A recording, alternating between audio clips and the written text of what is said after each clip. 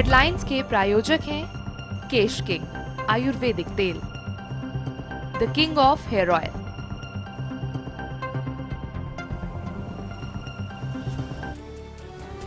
खत्म हुआ 16वीं लोकसभा का महायुद्ध। जनता ने जमकर चुनाव में मताधिकार का किया प्रयोग। मोदी और केजरीवाल समेत 328 उम्मीदवारों की किस्मत ईवीएम में कैद।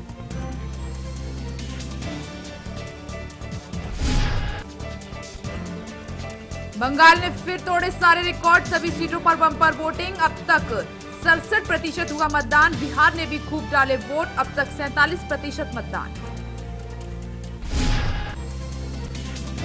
आखिरी चरण भी नहीं रहा सूना। अजय राय पर दर्ज हुई एफआईआर। जनप्रतिनिधित्व अधिनियम 951 की धारा 126, 130 और 171 के तहत एफआईआर दर्ज। तो आप नेता मनीष सिसोदिया पर आचार संहिता तोड़ने का आरोप।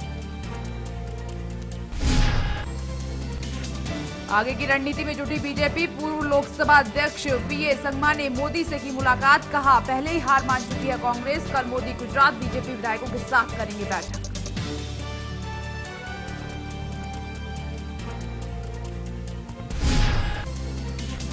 और आम चुनाव खत्म होते ही बढ़े डीजल के दाम। तेल मंत्रालय के निर्णय के बाद लगेगी अंतिम मोहर। आधी रात से लागू हो सकते हैं बढ़े हुए दाम।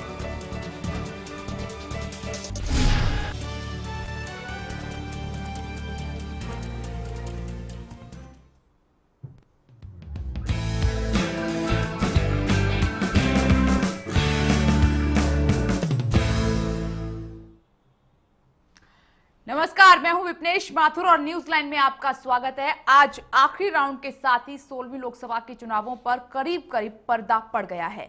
सभी 9 चरणों को मिलाकर इस चुनाव में रिकॉर्ड तोड़ वोटिंग हुई है और अब पूरे देश को 16 मई का इंतजार है। 3 दिन बाद शुक्रवार को यह साफ हो जाएगा कि हिंदुस्तान के राज सिंहासन पर किसका राज होगा।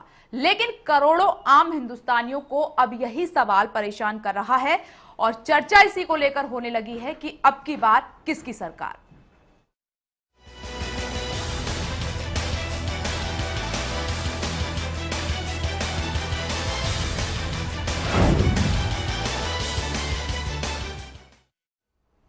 बड़ा सवाल है कि इस बार मोदी का राज होगा। कहीं ऐसा तो नहीं है कि तीसरा मोर्चा सरकार बनाने में कामयाब रहेगा।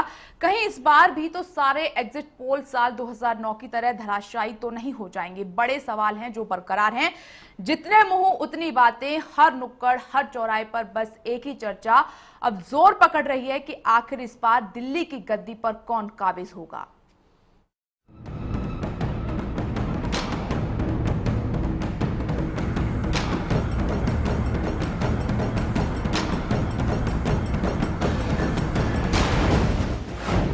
खत्म हुआ वोटिंग का सिलसिला। हिंदुस्तान के दिल में एक ही सवाल, अब की बार किसकी सरकार।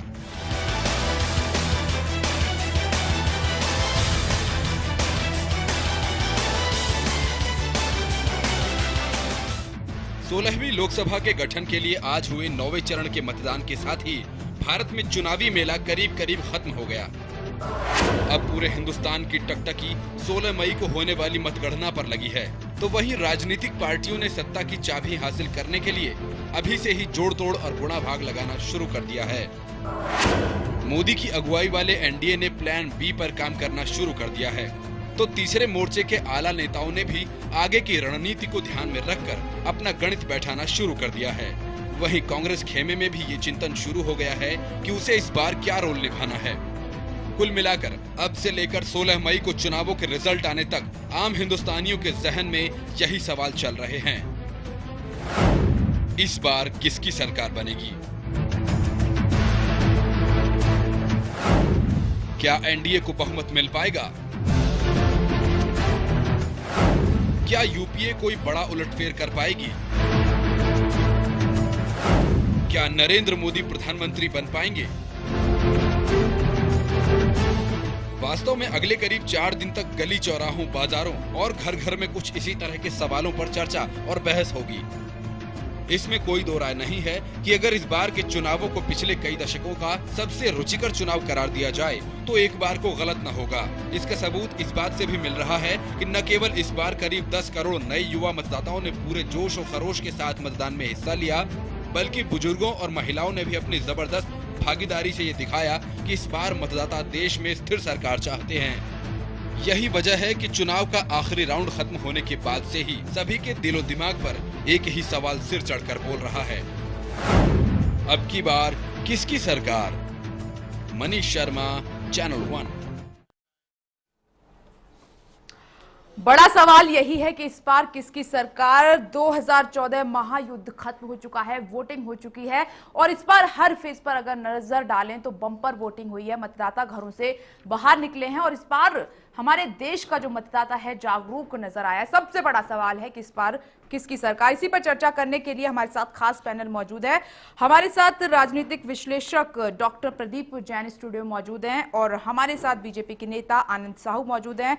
वरिष्ठ सहयोगी यूसुफ अंसारी हमारे साथ मौजूद हैं। राजनीतिक संपादक मनोज वर्मा हमारे साथ मौजूद हैं और हमारे साथ मौजूद हैं अलका लांबा लाइव हमारे साथ मौजूद हैं और साथ ही बाद में जुड़ेंगे हमारे साथ आम आदमी पार्टी के नेता फिरोज वक्त अहमद। आप सभी का बहुत बहुत स्वागत है इस चर्चा में। सबसे पहला सवाल मेरा बीजेपी के नेता आनंद साहू से है। आनंद जी, आपने देखा कि हर फेज में बम्पर वोटिंग हुई है, मतदाता घरों से बाहर निकले हैं, युवाओं ने बढ़ चढ़कर हिस्सा लिया है। बड़ा सवाल, इस बार किसकी सरकार?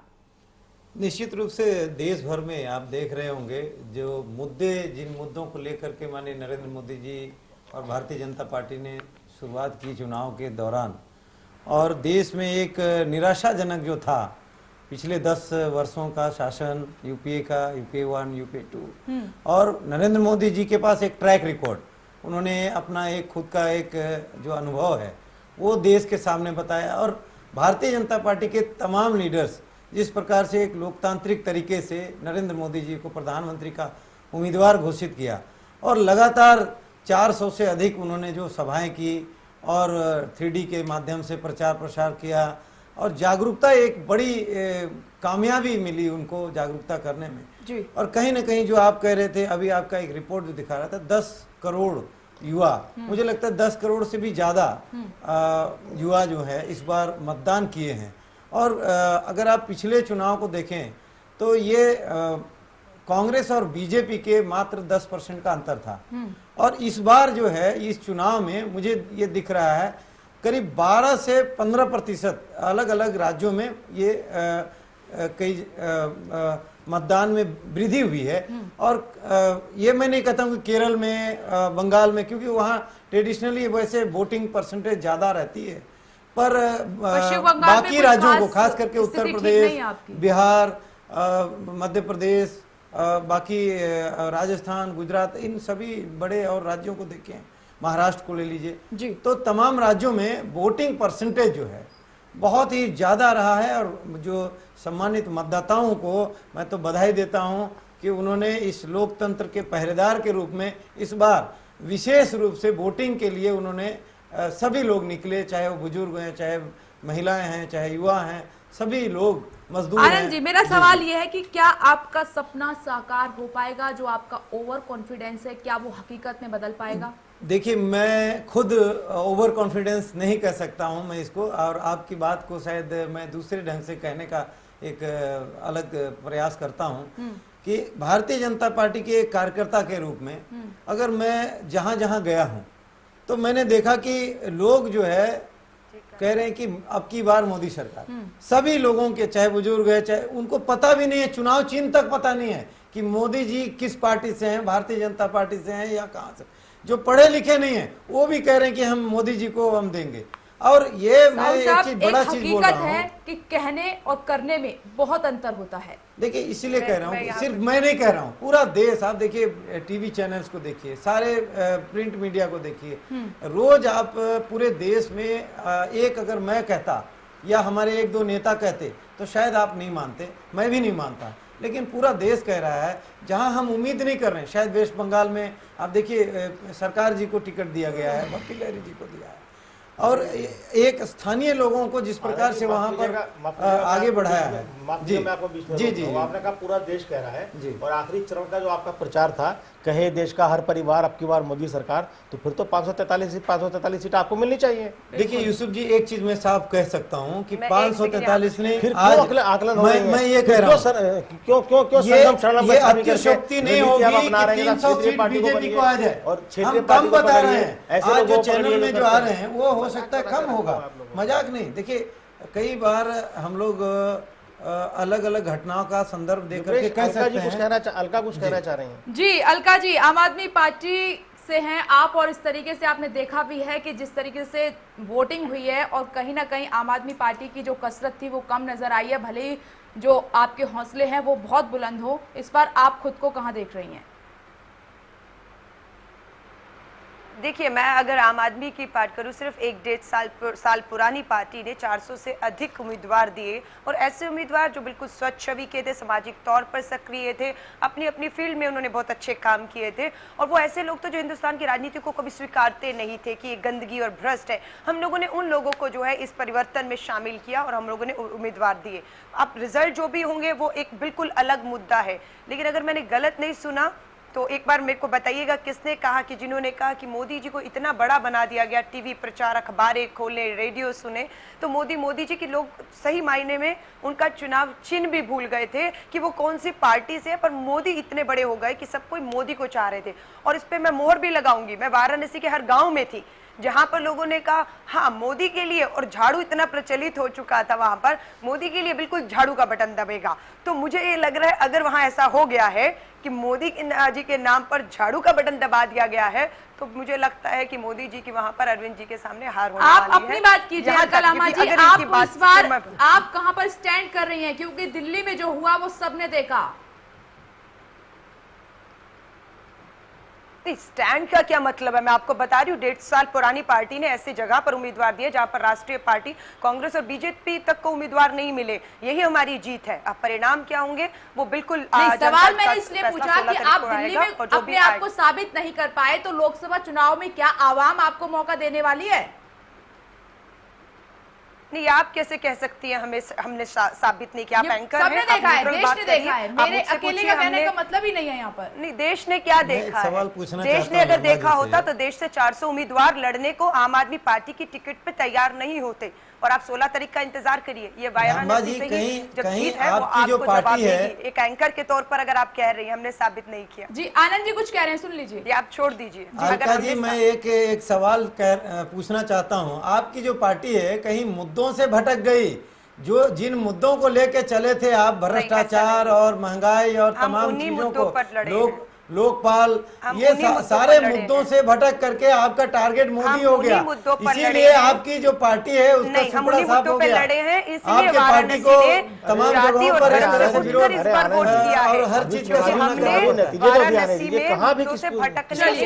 चलिए चुनावी नतीजे बताएंगे कि किसकी सरकार बनेगी। मैं जवाब लेना चाहूंगी डॉक्टर। आप राजनीतिक विश्लेषक हैं, आपने देखा 9 फेज का जिस तरीके से वोटिंग हुई है, काफी एक अच्छा माहौल देखने को मिला है। ये जश्न कभी इस तरीके से मनाया नहीं गया देश के भीतर। इस जश्न को आप किस तरीके से देख रहे हैं? नहीं, जश्न में तो मैं बाद में आऊंगा। अभी जो मैं चर्चा सुन रहा था, पहले मैं थोड़ा सा उसका विश्लेषण करना चाहूंगा। राजनीति में एक बात हमेशा ध्यान रखिएगा, जो चीज नजर आती है वो अक्सर होती नहीं है, या जो बहुत चीज हमारी जबान पर होती है वो होती नहीं है। हमने पिछले दिनों देखा कि जब समाजवादी पार्टी यूपी के अंदर आई तो उन्होंने खुद भी ये नहीं सोचा था कि हम लोग इस बहुमत, प्रचंड बहुमत से हम लोग अपनी अखिलेश जो है सरकार बना लेंगे। उन्होंने भी ये नहीं सोचा था, लेकिन वो आ गए। ऐसे ही आपके साथ हुआ। उन्होंने कभी भी कल्पना नहीं की थी कि हमारी 22 सीटें यहाँ पर आ जाएंगी और 28 सीटें हमारी आ जाएंगी और हम इस तरह बन जाएंगे। उन्होंने कल्पना नहीं की थी। उन्होंने सोचा था 5, 7, 8, 10, 12 सीटें हमारी आएंगी। लेकिन हमेशा राजनीति के एक अंडर करंट काम करता है। देखिए, जब हम चीजों का विश्लेषण करते हैं तो हम उस अंडर करंट को भूल जाते हैं। और एक मुझे बड़ी हैरानी हो रही है, साहू जी ने भी और अलका जी ने भी, वो जनता को वो बेवकूफ साबित करने पे तुले हुए हैं कि उन्होंने वहां पर जाके उनको झाड़ू तो नजर आई, कमल नजर नहीं आया। ये स्थिति नहीं, मुझे पूरी बात करने दीजिए, मुझे पूरी बात करने दीजिए कि मतलब उसको झाड़ू तो नजर आ रही है। अलका जी, मुझे आपकी बात पर हंसी भी नहीं आई कि उसको झाड़ू नजर आ रही है और उसको कोई चुनाव चिन्ह नजर नहीं आ रहा। ये बड़ी हास्यास्पद स्थिति है। तो कम से कम ऐसा मत कहिए, जनता को इतना बेवकूफ समझने की कोशिश मत करिए। पहले सुन लीजिए, आपको पूरा मौका दिया जाएगा। अलका जी, मुझे बोलने दीजिए 2 मिनट और आपने अपनी ना आपकी बार किसकी सरकार। देखिए, अगर 5% का, आज बहुत एग्जिट पोल्स आ रहे हैं और हम लोग उसमें देख रहे हैं, और वो सब जगह वो 280, 290, 300 तक वो पहुंच रहे हैं। मेरा ये मानना है 5% का स्विंग अगर हम लोग रख लें उसके अंदर, पूरे के अंदर, तो ये लोग 270 से नीचे आ जाते हैं। मेरा ये मानना है कि जहां पर ये 272 से, मैं 270 की फिक्र लेके चलता हूं, कि उससे जहां पर भी 10, अगर 10 सीटें भी बीजेपी की कम होती हैं, तो मेरी बात याद रखिएगा 10 सीटें ये जुटा नहीं पाएंगे।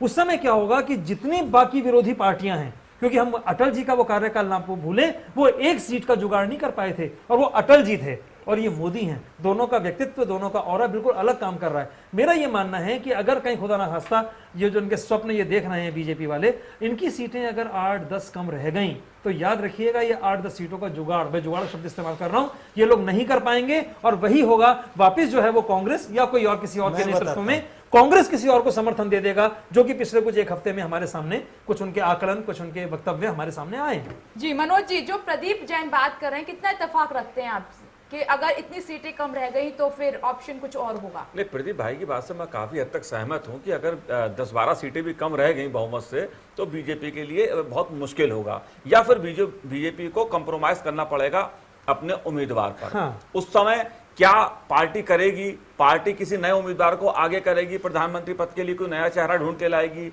या पार्टी नई सरकार बनाने का दावा पेश करेगी? कई तरह की अभी 16 तारीख के बाद चिंतन मंथन की बैठकें शुरू होने वाली हैं, परिणाम के बाद जो होंगी। अभी तक का जो सिनेरियो लगता है कि जिस प्रकार से चाहे मीडिया के अलग अलग घरानों ने जो सर्वेक्षण किए हैं, या सट्टा बाजार की बात करें, या एक कथित लहर की बात करें, एक ऐसा लगता है कि जो बढ़त है वो बीजेपी और एनडीए को है। हम देख रहे हैं कि अगर एक एक राज्य की बात करें तो कांग्रेस पार्टी, मुझे 2-1 राज्यों को छोड़ दीजिए, तो कहीं भी बढ़त लेती हुई दिखाई नहीं दे रही है। मसलन कर्नाटक में कांग्रेस की सीटें बढ़ेंगी, लेकिन राजस्थान में उससे ज्यादा कम हो जाएंगी। गुजरात में कांग्रेस की सीटें जितनी थी उतनी कम हो जाएंगी। अगर ऐसे राज्यवार हम विश्लेषण करें तो मुझे कांग्रेस पार्टी सिवाय पंजाब और कर्नाटक के, जहां से कुछ खुशखबरी कांग्रेस के लिए आ सकती है, किसी सूबे में मुझे बीजेपी से या क्षेत्रीय दलों से आगे होती नजर नहीं आ रही है। जहां तक तीसरे मोर्चे की बात है, तीसरा मोर्चा कौन सा तीसरा मोर्चा? इसका ना नेता भी स्पष्ट है, ना नीति कोई स्पष्ट है। और जहां तक क्षेत्रीय दल की बात है, देखिए नवीन पटनायक, बीजू जनता दल, उसे कांग्रेस से मुकाबला करना है। अन्ना द्रमुक या डीएमके, उन लोगों को कांग्रेस से मुकाबला करना होता है। वो अब राष्ट्रीय स्तर पे वो दोनों दल अपने हिसाब से तय करते हैं कि हम बीजेपी के साथ जाएं या कांग्रेस के साथ जाएं। डीएमके वाले भी बीजेपी के साथ जा चुके हैं और जयललिता भी डीएमके के साथ जा चुकी हैं। इसलिए क्षेत्रीय दलों की जो राजनीति है वो अपनी अलग जगह है। उसमें टीडीपी है, जगन क्या इसमें स्टैंड लेंगे भविष्य में, ये भी देखने वाली बात होगी। टीआरएस ने चुनाव परिणाम आने से पहले ही गठबंधन कांग्रेस के साथ छोड़ दिया, तो ममता बनर्जी क्या करेंगी, मायावती क्या करेंगी? ये ऐसे फैक्टर हैं कि अभी हमें थोड़ा सा इंतजार करने की जरूरत है। मैं सिर्फ 2 लाइन इस बारे में कहना चाहूंगा। क्षेत्रीय दल की मनोज भाई ने भी बात की, बहुत अच्छी बात की। उस समय होगा क्या, जो जिसका मैं आकलन कर रहा हूं, कि क्षेत्रीय दल के अपने निजी स्वार्थ हावी हो जाएंगे। जयललिता ये सोचेंगे कि मेरे राज्य को क्या मिल रहा है, मुलायम सिंह यादव ये सोचेंगे कि मुझे क्या मिल रहा है, ममता ये सोचेंगे कि मुझे क्या मिल रहा है, पटनायक ये सोचेंगे कि मुझे क्या मिल रहा है। तो ऐसी स्थितियों में बहुत ज्यादा जो जिसकी संभावना मुझे लग रही है कि मापतोल होगी, और ये कहा जाएगा कि मोदी की जगह, जैसे कि मनोज भाई ने कहा, किसी और को, मैं नाम यहां पर लेना नहीं चाहता, लेकिन अडवाणी जी का नाम मेरी जबान पर आते आते रुक रहा है, कि अडवाणी जी या किसी और के पीछे ये लोग सब इकट्ठे हो जाएंगे, लेकिन मोदी को ये आगे नहीं आने दिया जाएगा। ऐसी संभावना मुझे लगती है। ये बात विपक्षी पार्टियां भी ये सवाल बार बार उठा रही हैं। मैं आपके पास आऊंगी आनंद जी। यूसुफ जी, आपने देखा, सभी को सुना, और अब तकरीबन ये वोटिंग समाप्त हो चुकी है। 9 चरण में चुनाव था, खत्म हो चुका है। आपने हर फेज को बखूबी देखा है, काफी साल राजनीति में रहे हैं, आपका बहुत अच्छा तजुर्बा रहा है, और लोकसभा चुनाव भी आपने कही थी कि कितने हटकर हैं ये। देखिए, चुनाव तो सबसे अलग हटकर है, और आज मतदान कंप्लीट हो चुका है 9 चरणों का, और एग्जिट पोल भी आ गए हैं। तो अभी नरेंद्र मोदी जी की जो स्थिति है वो ये है कि वो ऊपर वाले से दुआ मांग रहे हैं कि भाई आपने मुझे कैंपेन में जिता दिया, एग्जिट पोल में जिता दिया, बस अब चुनाव भी जिता दो तो मेरी सरकार बन जाए। अभी तो पोजीशन ये है। देखिए, कैंपेन में जीतना अलग बात है, एग्जिट पोल में जीतना अलग बात है, और चुनाव जीतना एक अलग बात है। ये चुनाव चूंकि सब तरह से अलग हटके चुनाव है। 98 में भी बीजेपी का नारा था अब की बारी अटल बिहारी, लेकिन उस वक्त माहौल में वो ध्रुवीकरण नहीं था जिस तरह के ध्रुवीकरण इस बार हुए, जितने एक्सपेरिमेंट इस बार चुनाव में हुए। सबसे पहले डेवलपमेंट का मुद्दा लाया गया कि साहब गुजरात मॉडल, ये मॉडल, वो मॉडल, हम ये करेंगे, वो करेंगे। उसके बाद देखा कि डेवलपमेंट का मुद्दा नहीं चला तो फिर आपने पोलराइज किया, पाकिस्तान भेज देंगे, ये कर देंगे, वो कर देंगे, बोटी बोटी कर देंगे, है ना, कारगिल हमने जीता, ये किया, ये सब आलतू फालतू चीज़ें हुई। उसके बाद आखिरकार आते आते जात बिरादरी पर बात आ गई, ऊंच नीच पर बात आ गई। तो देखिए हर फॉर्मूला इसके अंदर अपनाया गया। तो इसमें क्या हुआ कि जो माहौल बनाया गया उसमें एक मुस्लिम कम्युनिटी को, जो कई बार आरोप लगे कि भाई मुसलमानों को डरा धमका कर, मोदी के नाम पे डरा धमका के कांग्रेस वोट लेना चाहती है और मुसलमानों के सहारे बीजेपी कट्टर हिंदू को इकट्ठा करना चाहती है। तो उसमें एक फैक्टर हुआ कि भाई मुस्लिम कम्युनिटी में लार्जली ये देखा गया कि भाई बीजेपी को कौन कैंडिडेट हराएगा हम उसको वोट देंगे, और ऐसा इसे कहते हैं टैक्टिकल वोटिंग। इसी टैक्टिकल वोटिंग की वजह से 1999 में बीजेपी उत्तर प्रदेश में 57 सीट से खिसक कर 29 सीट पर आ गई थी। तो अगर ये टैक्टिकल वोटिंग का दांव चल गया होगा तो यूपी और बिहार में बीजेपी धराशायी हो जाएगी। मतलब धराशायी होने का मतलब ये है यूपी और बिहार की दोनों की सीटें मिला के 120 बैठती हैं। बीजेपी का टारगेट था कम से कम इन दोनों स्टेट से 80 से 90 सीटें जीतना। अगर बीजेपी 80-90 सीटें इन दोनों स्टेट में नहीं जीत रही है, अगर यूपी में बीजेपी 50 नहीं पहुंच रही है और बिहार में 20 नहीं पहुंच रही है, तो आप मान के चलिए कि केंद्र में नरेंद्र मोदी प्राइम मिनिस्टर नहीं बनते, मुश्किलें खड़ी हो जाएंगी।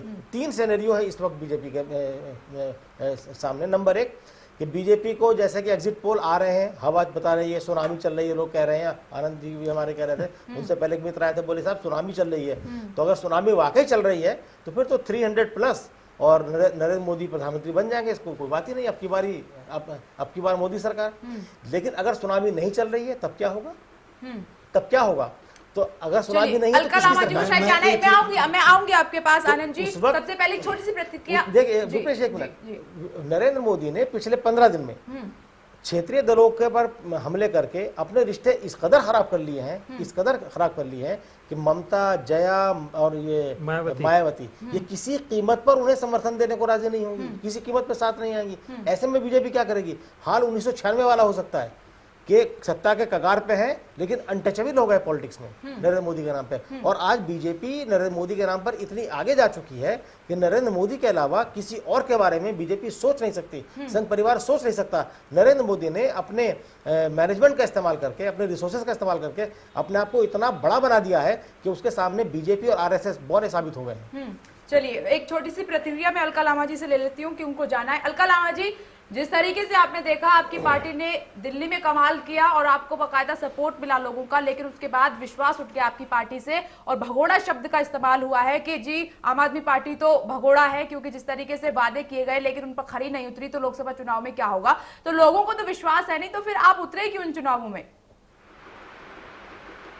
ये भगोड़ा शब्द आपका है, ये मेरा नहीं है, ये लोगों का या है, भाजपा कांग्रेस का? पहले ये बता अलका जी, ये लोगों का भी नहीं है, ये भाजपा और कांग्रेस के लोगों का है। नहीं, आप उन लोगों में शामिल हैं? जी मैं शामिल नहीं हूँ, मैं जो आवाम ने बोला है, जो सबको दिखा है, मैं इसलिए बोल रही हूँ। ये फिर नहीं है जी, ये भगोड़ा शब्द और ये भाषा आपने बोलने का मौका दिया है, ये हमारा शब्द नहीं है, आप लोगों ने बोलने का मौका दिया है लोगों को।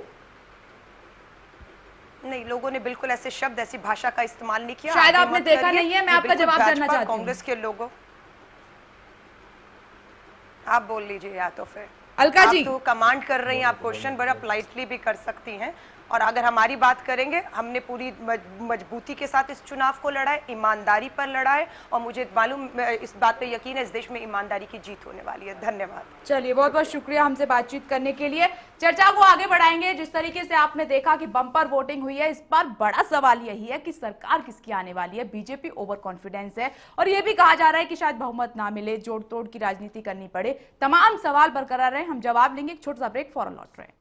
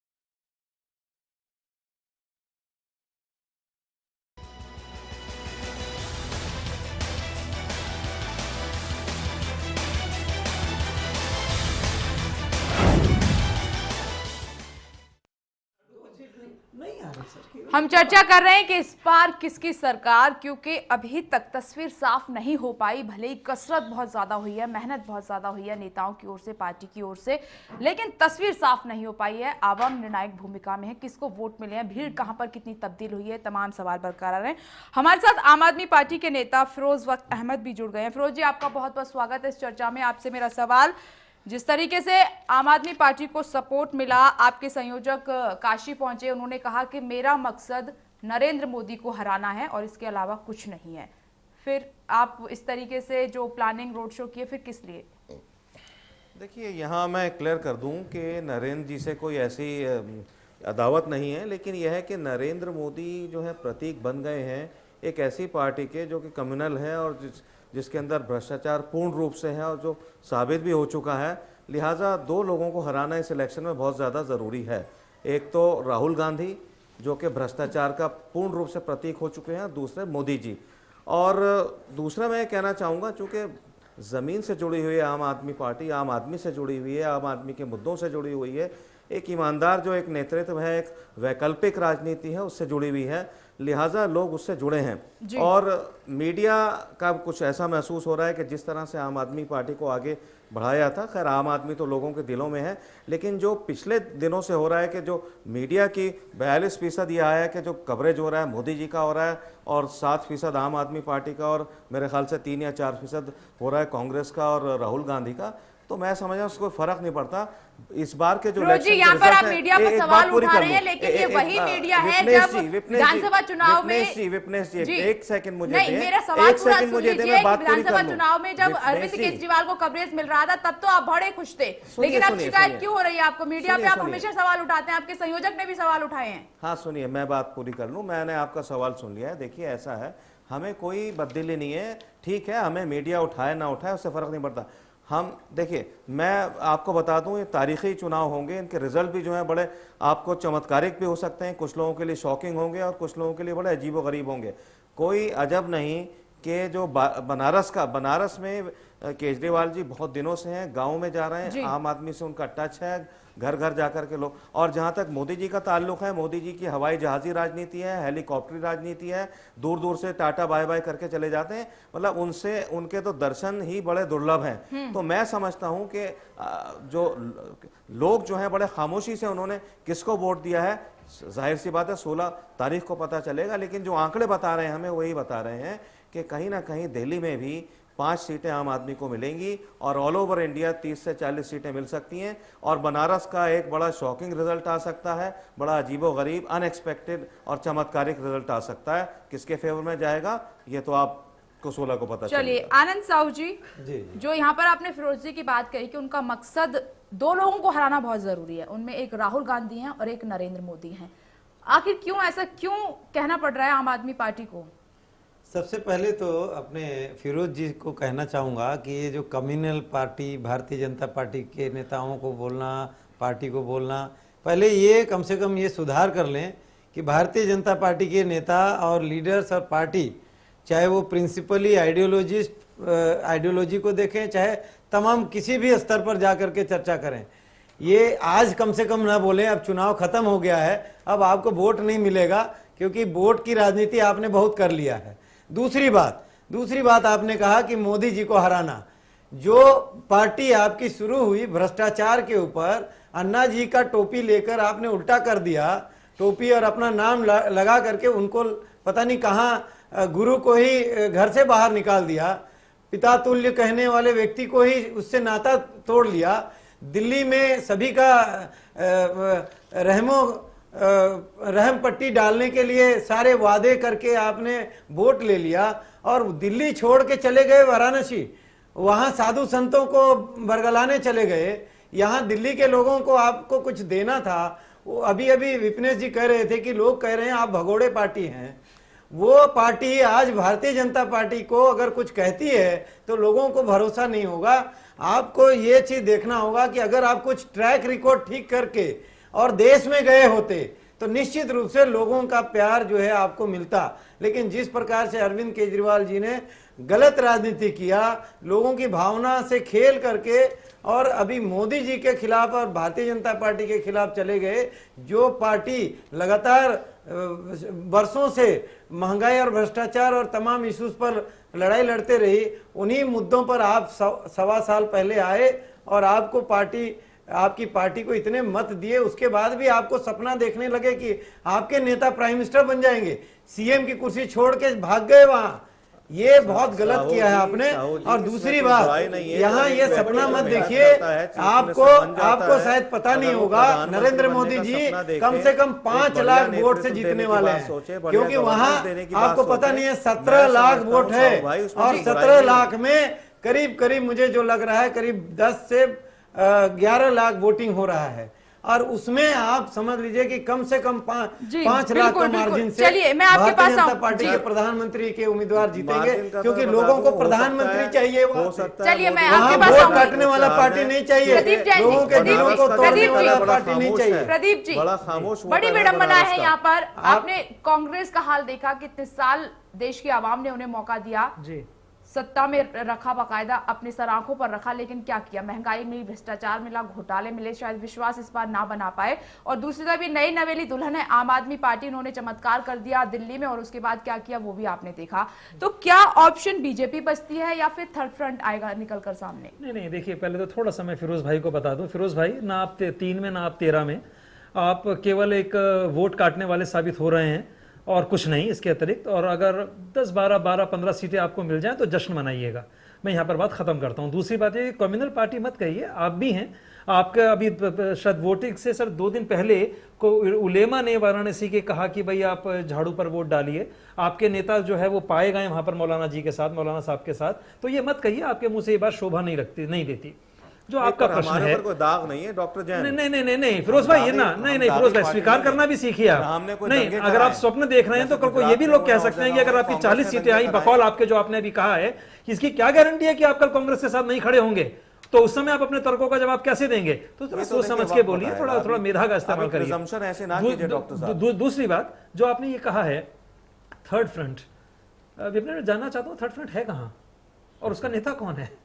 क्या कोई है, कोई एग्जिस्ट करता है? आज 3 दिन पहले, 4 दिन पहले, 16 तारीख को हमारा रिजल्ट आने वाला है, वो थर्ड फ्रंट है कहाँ? और स्थिति तो तब चमत्कारपूर्ण होगी, जैसा कि आप एग्जिट पोल में देख के आया हूं, मायावती को मिल रही है 12 सीटें, मुलायम सिंह को मिल रही है 11 सीटें। कौन बनेगा? क्या मायावती क्या मुलायम को सपोर्ट देंगी? मुलायम क्या ममता का सपोर्ट देंगे? जयललिता कहेगी तो मुझे बनाओ। थर्ड फ्रंट का मुझे कोई भी अस्तित्व नजर नहीं आता। अस्तित्व अगर घूम फिर के आएगा भी, मान लीजिए कोई ऐसी स्थिति होती है कि इनके पास बहुत ज्यादा बहुमत नहीं मिलता बीजेपी को, तो स्थिति पुनश्च जो बॉल है, जो वो गेंद है, वो कांग्रेस के पाले में आ जाएगी।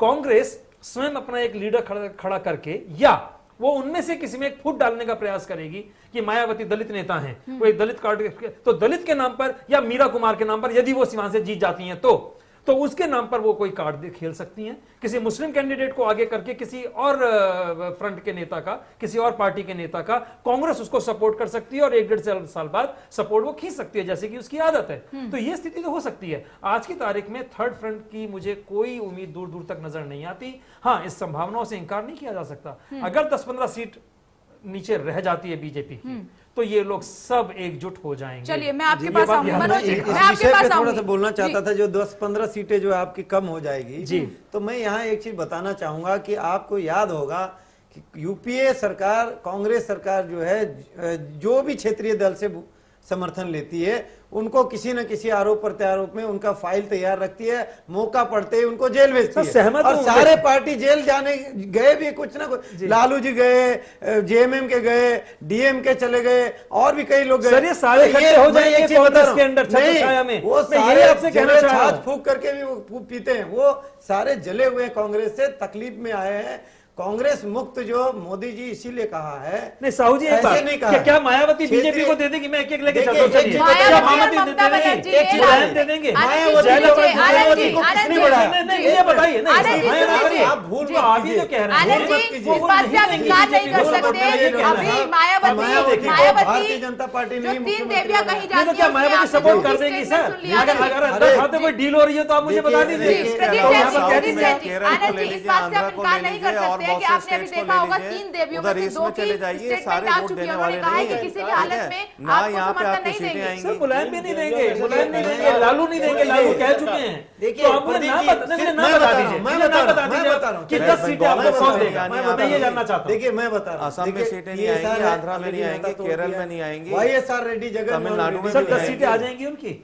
ये तो बताइए। नहीं मुझे बताइए ना, कांग्रेस का टुकड़ा साफ है वहाँ। मैं गया हूँ वहाँ, कितने लोग लड़ रहे हैं, आप ये भी तो देखिए, आप ये भी तो देखिए, नहीं हुआ ऐसा। वही राज्य है जहाँ से सर्वाधिक सीट कांग्रेस लाई थी। और यूसुफ साहब मैं बता रहा हूँ आपको, वहाँ बिल्कुल बुरा हाल है कांग्रेस की।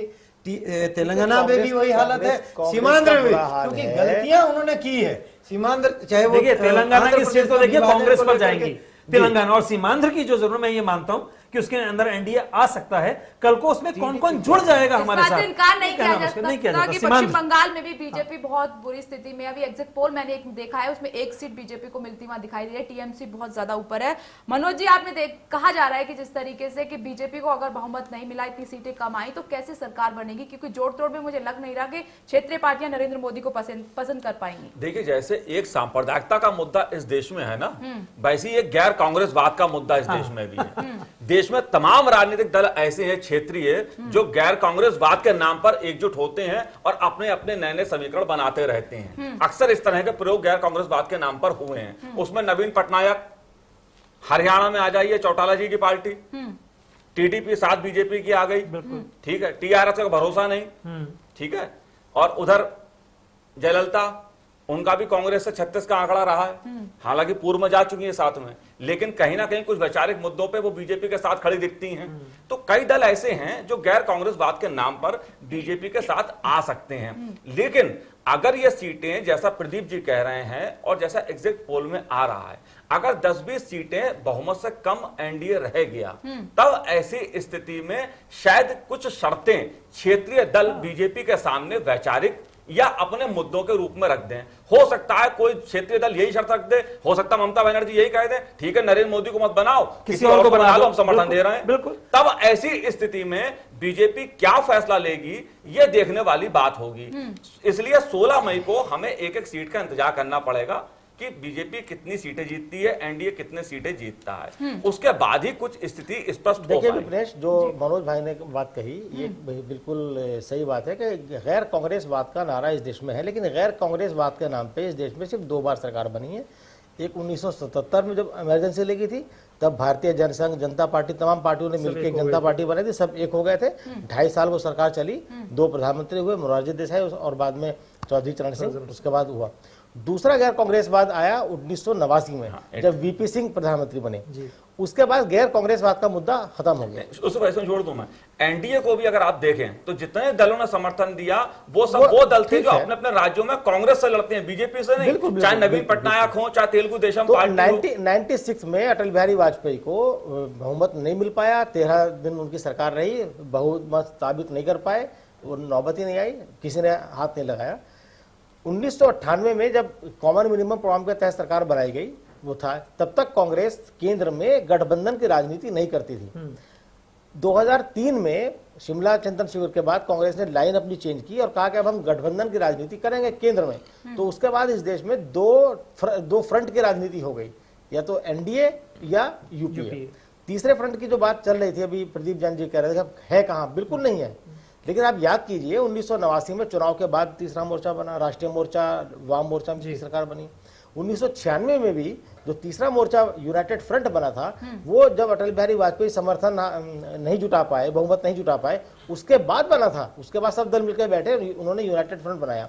इस बार तीसरे मोर्चे की संभावनाएं बहुत कम है, बहुत कम है, लेकिन उससे इनकार नहीं किया जा सकता। इस बार संभावना क्या है कि जो एक कांग्रेस के पास एक पैतरा है, 2 बार चूंकि कांग्रेस ने लगातार सरकार बनाई अपने सहयोगी दलों के साथ और कांग्रेस का प्रधानमंत्री रहा है, इस बार ये हो सकता है कि तीसरे मोर्चे के बजाय कांग्रेस यूपीए का दायरा बढ़ाए, या एक जैसे 2-3 मुख्यमंत्रियों ने मिलकर फेडरल फ्रंट एक बनाया है, जिसमें ममता बनर्जी हैं, नवीन पटनायक हैं, शायद जयललिता भी हैं, एक आध मुख्यमंत्री और हैं, तो वो उनके बनाने के बाद और कांग्रेस ये कहे भाई हम अपने सहयोगी दलों में से किसी को प्रधानमंत्री बना देंगे, तो उसके पीछे लोग एलाइज हो जाएंगे और कांग्रेस इन ब्लॉक सपोर्ट देगी, सरकार में शामिल नहीं होगी। ये पासा कांग्रेस फेंक सकती है। नाम रहेगा यूपीए 3 और प्रधानमंत्री रहेगा नॉन कांग्रेसी, जो कि इस बात की संभावना बहुत कम है।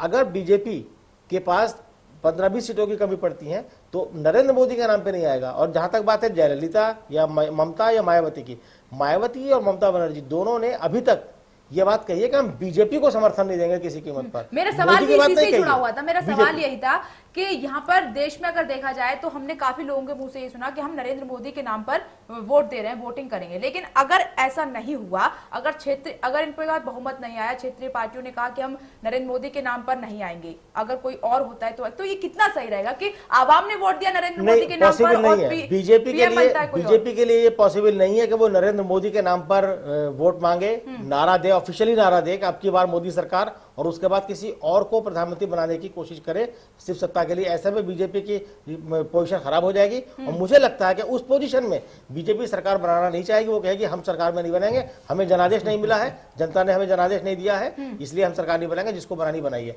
और उसके बाद जो चुनाव होगा उसमें फिर मोदी फुल मेजोरिटी के साथ बीजेपी को लाएंगे।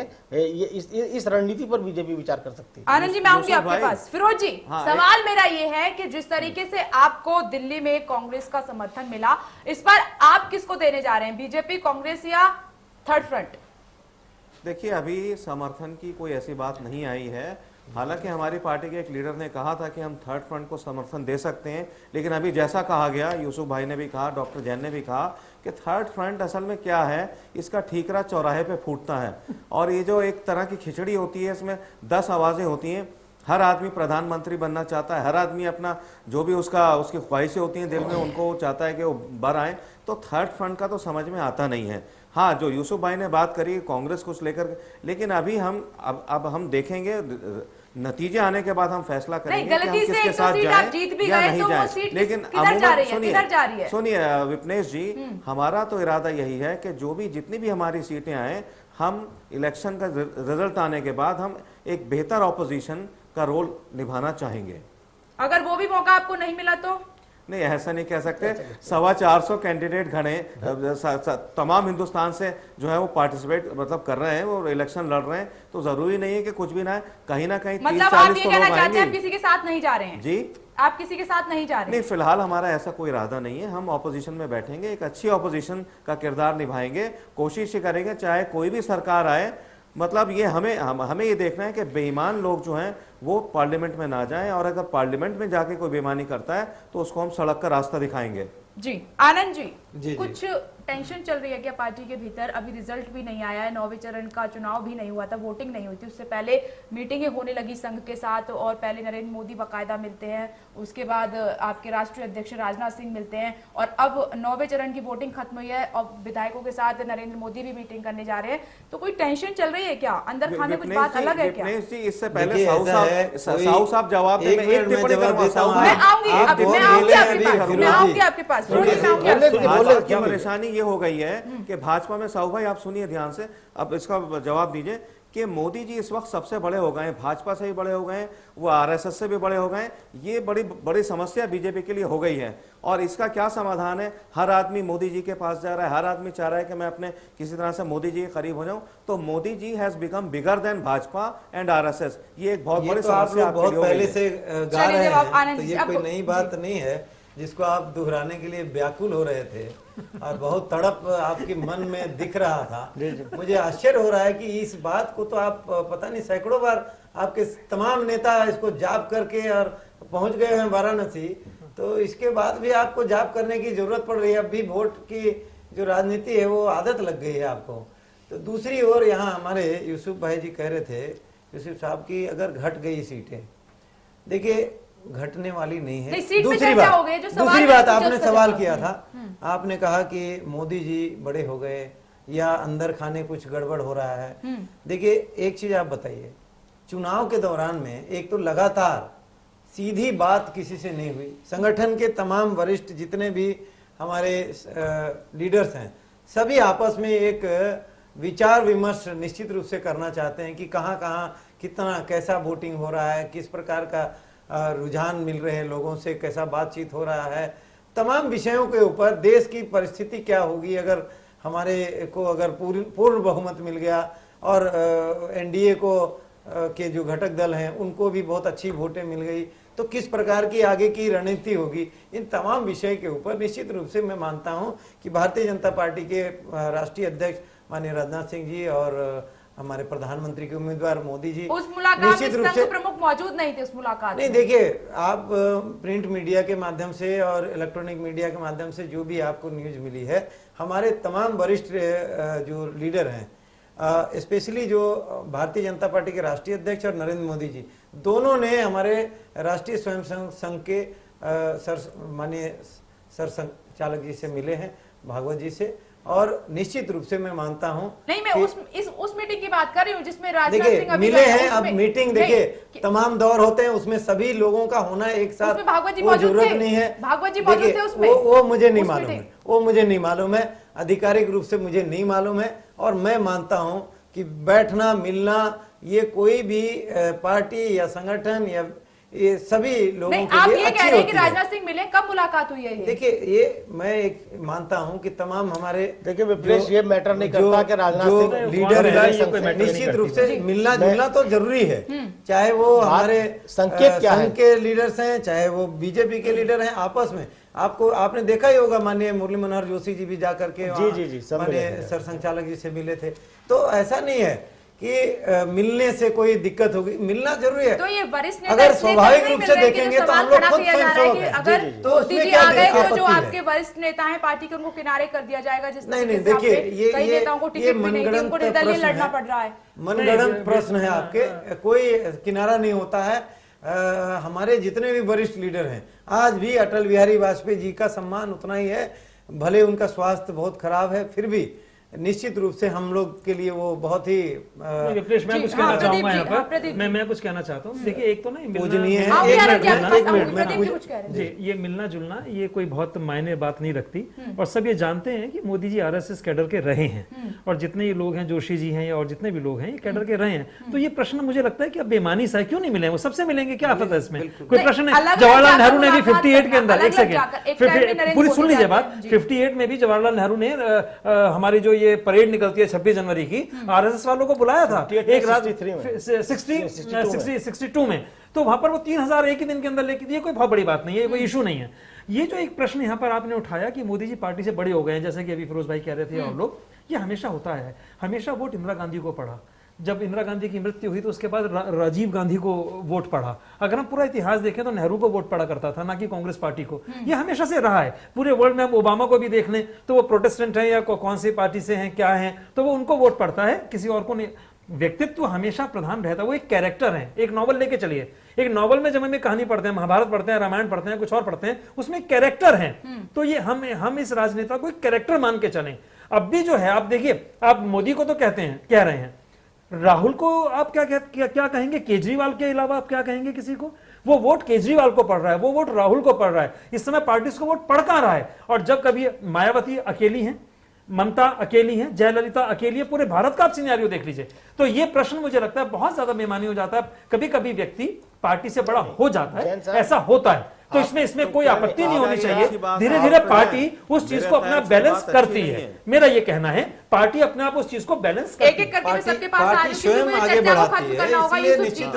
आखिरी प्रतिक्रिया देखिए, जो बात कही जैन साहब ने, मायावती, मुलायम सिंह, इनके बारे में, देखिए ये तो व्यक्तिवादी पार्टियां हैं, इनको नहीं रखना चाहिए। लेकिन बीजेपी के बारे में ये बात उठना इसलिए जरूरी है कि बीजेपी क्लेम करती है कि हम अकेली राष्ट्रीय पार्टी है जो जिसके अंदर इंटरनल डेमोक्रेसी है और संघ से रिश्ते अलग बताए जाते हैं। संघ से बीजेपी का कोई रिश्ता नहीं है। यहाँ नरेंद्र मोदी का जाना, मुरली मनोहर जोशी का जाना और राजनाथ सिंह का जाना, ये इंडिकेट करता है, संदेश है कि उनकी प्रतिबद्धता पार्टी से ज्यादा संघ परिवार को है और संघ परिवार का एजेंडा उनके लिए ज्यादा अहम है। एक बात और, पूरे लब्बोलवाब ये कि नरेंद्र मोदी ने अपने चुनाव प्रचार की शुरुआत 2 सितंबर में छत्तीसगढ़ में एक लाल किले की रिप्लिका बना के उसके सामने भाषण देके की थी, और आज उन्होंने अपने प्रचार का अंत टीवी पर देश के नाम एक संदेश देकर किया है।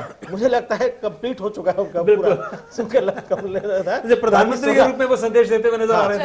तो मुझे लगता है जो बन चुके हैं सब कुछ रिप्लिका और फर्जी था। तो मनोज जी, छोटी सी प्रतिक्रिया, अब की बार किसकी सरकार?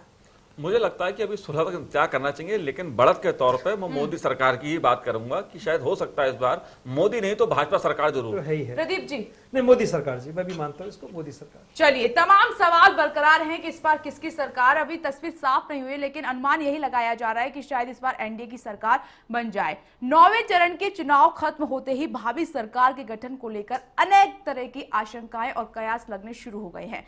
एग्जिट पोल के सर्वेक्षणों ने हालांकि तस्वीर थोड़ी साफ जरूर कर दी है, लेकिन आधिकारिक परिणाम आने तक राजनीतिक दलों और गठबंधनों की धड़कनें काफी बढ़ गई हैं। उम्मीद की जानी चाहिए कि 4 दिन बाद तस्वीर पूरी तरह से साफ हो जाएगी, देश को एक टिकाऊ सरकार मिलेगी। आज की चर्चा में भाग लेने के लिए आपका बहुत बहुत शुक्रिया, बहुत बहुत धन्यवाद। और सबसे बड़ा यही सवाल है कि इस बार किसकी सरकार, और वो साफ होगा 16 मई के बाद। इसी के साथ नमस्कार।